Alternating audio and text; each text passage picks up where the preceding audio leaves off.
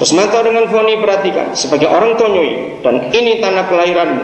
Perhatikan dengan serius. Saudara, apakah saudara setuju bahwa kondisi Kutai Barat tidak beda dengan kondisi Israel pada zaman itu? Filistin sedang menyerang daerah ini habis-habisan. Mereka merampok hasil panen kita, baik panen secara tanah, mereka jadi kaya raya, orang Dayak tetap tertinggal sekarang ini. Perusahaan-perusahaan dibangun terus menerus.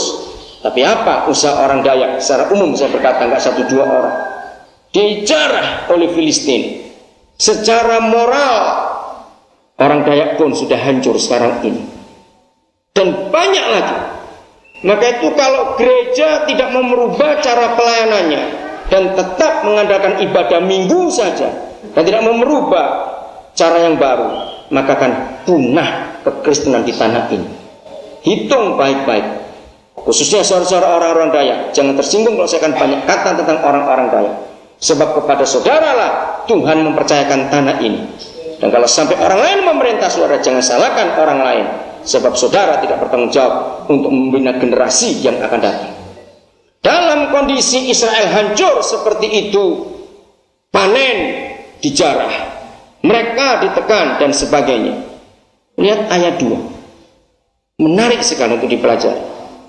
Pada waktu itu, jelas. Pada waktu kapan? Pada waktu penindasan, penjarahan dan penjajahan terjadi di Israel. Pada waktu itu. Terus mata dengan Foni, bagaikan katakan pada saat ini tahun 2004. Ada apa? Ada seorang dari keturunan orang Dan, namanya Manoah, istrinya mandul, tidak beranak. Mari kita pakai logika. Apa hubungannya sebenarnya, saudara? Apa hubungannya sebenarnya? Ya. Antara penderitaan bangsa itu, dengar ya, antara penderitaan bangsa itu dengan perempuan mandul. Ayo renungkan, ada hubungan tidak? Nggak ada. Seharusnya kalau bangsa itu menderita karena penjajahan, maka Tuhan harus berpikir soal tentara, soal pembebasan, bagaimana pemimpin yang ada pada saat itu. Tapi justru dia berkata pada waktu itu ada satu keluarga, istrinya mandul. Ada apa? Lalu Tuhan menyatakan diri kepada istri Manoah bahwa dia akan punya anak. Nah, anaknya itu nanti yang akan jadi pembebas. Bisa ngerti sekarang? Mas Manto dengan Foni, perhatikan ini. Kami percaya anak-anak kalian akan jadi bebas untuk tanah ini. Dan semua anak-anak muda, perhatikan, kapanpun engkau menikah, janji menikahlah dengan kudus. Sebab satu-satunya agama di dunia ini yang ritual perkawinannya ada kata pernikahan kudus, itu hanya agama Kristen. Tidak ada agama apapun di dunia ini yang ritual perkawinannya pakai kata kudus. Dan ini harus kita pertanyakan, mengapa Tuhan kita memberi tekanan kudus? Masih ingat ketika Maria mengandung, lalu Gabriel berkata bahwa anak yang dikandungnya itu anak yang kudus. Ternyata kata anak kudus tidak hanya milik Tuhan Yesus hari itu, tapi kalau kita mengerti terminologi Alkitab Perjanjian Lama dan Perjanjian Baru, maka semua pernikahan yang kudus pasti melahirkan anak-anak kudus. Nah, kalau pernikahannya kudus, maka itu nggak usah KB, karena anak-anak yang dilahirkan semuanya pasti kudus. Mau 10, mau 14, mau 20, semuanya kudus. Tapi kalau menikahnya nggak kudus, saya berkata lebih baik potong saja, nggak usah punya anak. Karena kalau toh punya satu, karena nggak kudus pernikahannya, pasti jadi bajingan anak itu. Untuk apa Kutai Barat dipenuhi bajingan-bajingan itu? Begitu dengar hamba-hamba Tuhan, sampaikan kebenaran ini pada mimbar-mimbar kita, bahwa pernikahan harus kudus, karena itu perintah. Kejadian 1:28 menuliskan tidak ada seks sebelum pemberkatan. Yang dari Kejadian 1 ayat 28. Maka itu kalau semua gereja menyatakan pernikahan kudus dan tanpa KB, betapa hebatnya kira-kira 20 tahun yang akan datang, anak-anak itu sudah umur 20-an akan jadi pemimpin-pemimpin yang luar biasa untuk daerah ini sendiri. Ini prinsipnya. Jadi di tengah-tengah aniaya, penindasan, penjajahan, bentuk dosa dan bentuk kerusakan apa saja, ternyata Tuhan tetap cari keluarga. Katakan amin. Kitab Keluaran pasal 2. Ialah dua contoh ini menyadarkan setiap kita untuk mengerti betul-betul. Keluaran pasal 2. Saya hormati semua hamba Tuhan yang hadir pada hari ini, sayang yang tidak hadir. Ayat yang pertama, judulnya apa kitab saudara bilang? Musa lahir dan diselamatkan. Nah, kita tahu pada keluarga ini Musa itu anak ketiga. Nah, dengarkan ini. Musa itu anak ketiga.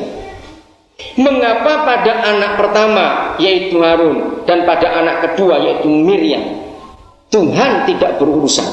Mengapa pada anak ketiga Tuhan berurusan? Nah, ini pertanyaan bagus. Jawabannya, ketika keluarga ini mengandung anak pertama dan anak kedua, Israel tidak mengalami penderitaan yang berat. Tapi ketika hari itu Israel mengalami masalah dan penjajahan yang begitu berat, lalu tangisan mereka dan jeritan mereka sampai ke surga, baru Tuhan menyiapkan seorang pembebas. Coba saudara tangkap waktunya, kronologisnya. Jadi dengan dua keluarga ini, keluarga Manoah orang tuanya Simson dan keluarga orang tuanya Musa, ternyata anak yang mereka lahirkan itu bukan karena mereka yang mau. Dengarkan baik-baik. Terus Manto dan Foni ingat, Musa dan Simson itu bukan kemauan orang tua mereka, tetapi karena kemauan Tuhan. Jadi adik-adikku yang belum menikah, catat firman ini baik-baik. Ternyata setiap anak yang kita lahirkan pada pernikahan kita itu seharusnya lahir karena Tuhan, bukan karena kita yang ingin. Dan kalau anak-anak yang lahir di pernikahan kita itu karena Tuhan yang punya tujuan, pasti anak-anak itu, dengar baik-baik, akan menjadi pembuat sejarah di dunia ini. Dengarkan ini. The history makers, pembuat sejarah, pasti orang-orang yang hebat. Dan ini yang terjadi. Maka itu Rusmanto dan Foni, siapkan hidup kalian. Jangan pernah takut untuk punya banyak anak. Mereka semua akan jadi anak-anak yang dahsyat. Jadi karena hari itu, waktu itu, Tuhan memerlukan pembebas dan penyelamat bagi Israel yang tertindas. Maka dari surganya yang kudus, Tuhan mencari orang tua siapa yang cocok jadi orang yang akan kusiapkan. Mengerti nggak? Dalam pencarian Tuhan, dia pasti cari rumah tangga yang kudus untuk berhak dititipi orang-orang hebat itu tadi.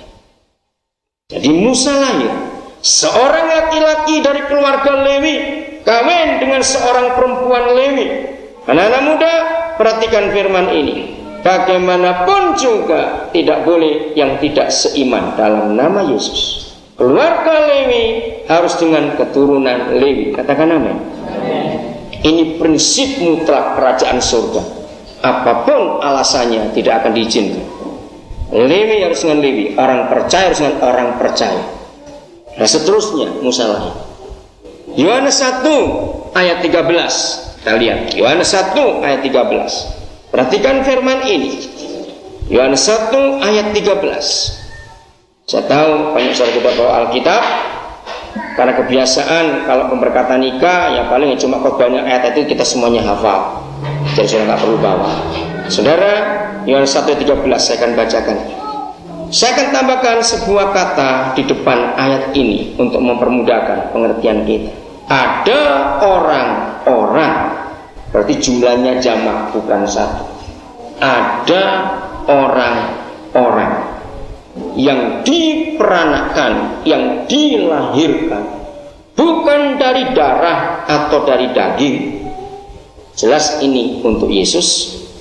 Tetapi karena orang-orang, maka ada kalimat berikut. Bukan pula secara jasmani oleh keinginan seorang laki-laki, melainkan yang lahir karena Tuhan. Saudara, bertahun-tahun saya merenungkan firman ini.